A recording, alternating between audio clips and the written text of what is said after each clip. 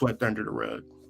But Mystic, what do you feel about black men being accountable and who they choose to be with and who they choose to date?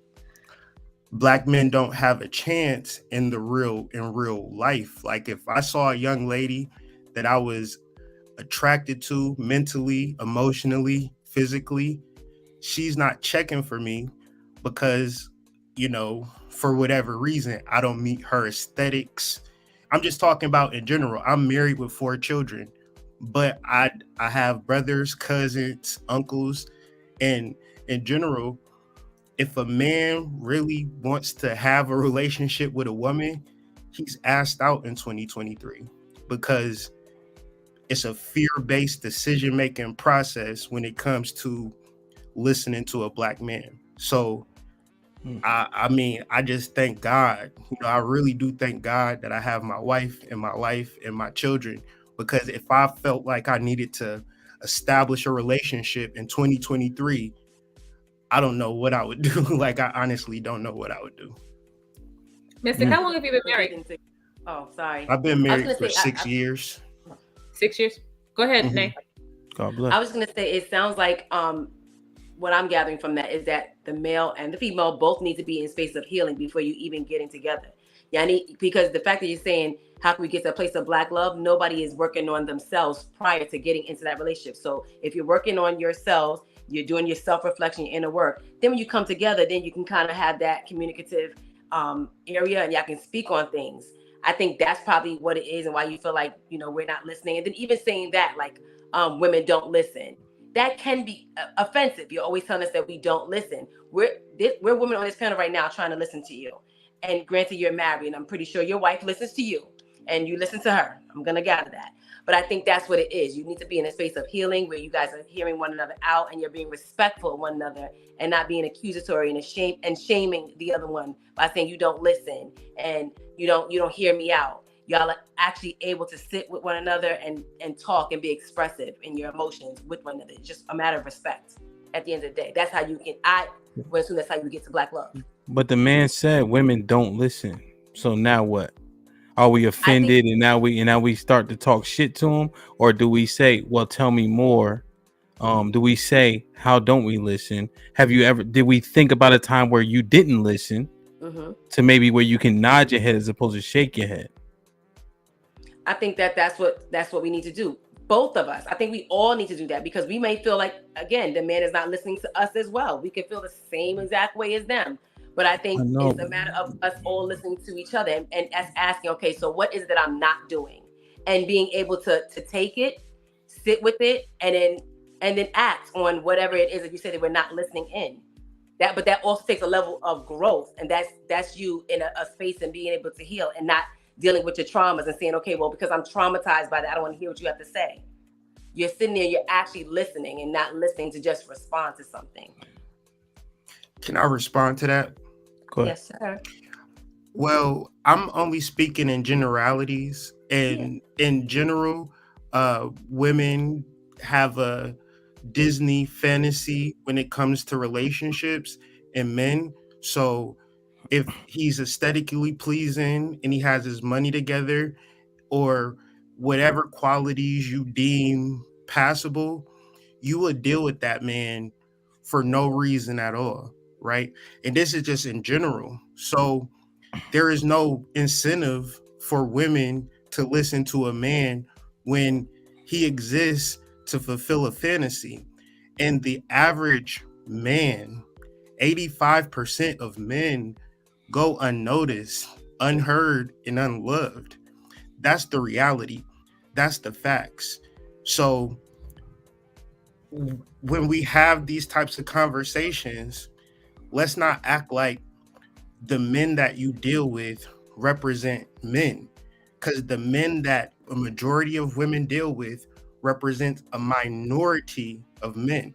So if you can just think about that, you would say without a shadow of a doubt, we don't listen to men, we don't hear men, we don't even see them because they don't even cross our threshold of aesthetics.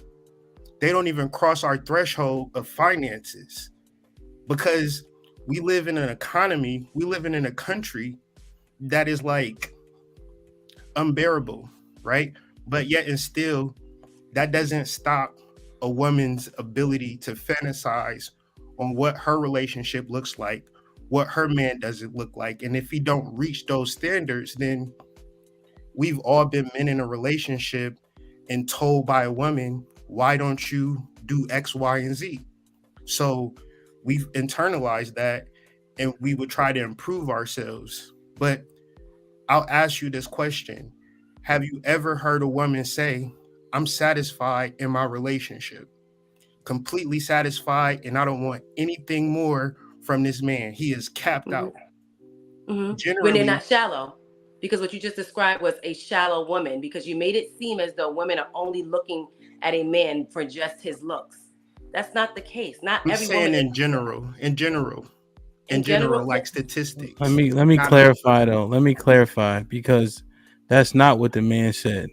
That's how it. The man said his looks, his pockets, or whatever you deem passable. That's still shallow. No.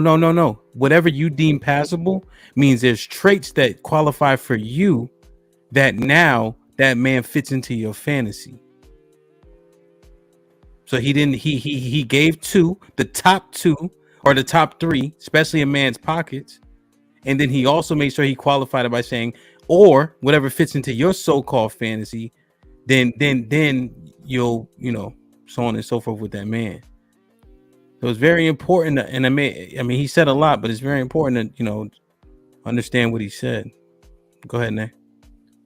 Oh no, I was done what I was saying. It just came up like he was describing a shallow woman, but that's what it just sounded like to me. So now is it somehow our fault that there's men walking around here not in a relationship when they say there's 10 women to one man? So is it now? So now are men expecting women to do what now? Are we supposed to go hunt now for men? I'm just getting clarity.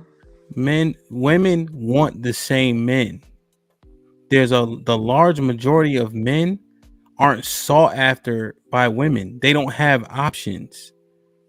So they're not being chosen by women even when they do approach. What's the stat that I continue to give? You know how many men under 30 are virgins? 30%. Women don't. Yes, ma'am. Men don't have all this access like we try to paint. It's the same men fucking all the women.